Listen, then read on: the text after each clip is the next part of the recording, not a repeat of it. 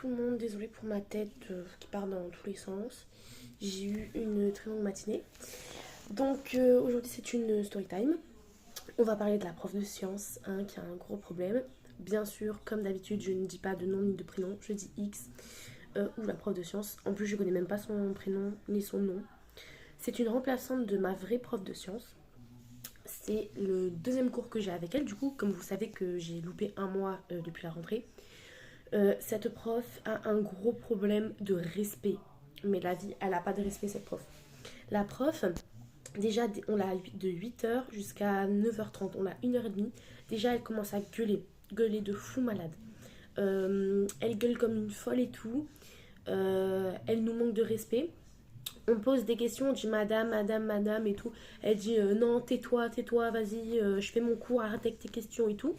Je lui dis madame, j'ai pas compris. Elle me dit bah t'as qu'à comprendre. À chaque fois qu'on essaye de lui expliquer, ou même lieu juste de s'excuser, mais MDR en fait, quand on essaye de s'excuser, elle nous dit tu te tais, tu te tais, tu te tais, mais elle gueule en boucle. La vérité, la première fois qu'une prof me rend malade, j'ai fait une crise d'angoisse, je suis sortie en pleurs de son cours. La première fois depuis 4 ans. Elle n'a, mais quand je dis pas de respect, mais c'est vraiment aucun.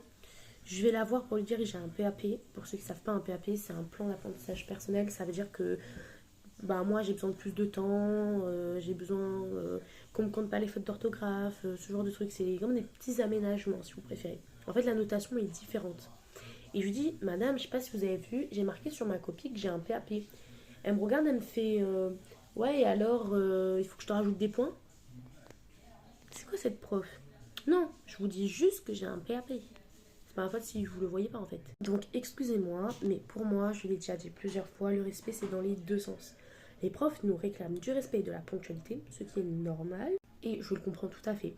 Mais nous, c'est pas parce qu'on est des élèves et des enfants qu'on n'a pas le droit au respect. Je suis désolée, mais moi, je respecte toujours la personne qui est en face de moi. Par contre, à partir du moment où la personne en face de moi arrête de me respecter ou ne me respecte pas, bah moi, je vais pas la respecter. Donc la prof de sciences, la prochaine fois, elle va m'exclure de cours parce que je vais pas me laisser faire. Parce que sachez qu'elle répète en boucle, tu te tais, tu te tais, tu te tais, mais vraiment. Et elle gueule en plus, bien la voix stridente.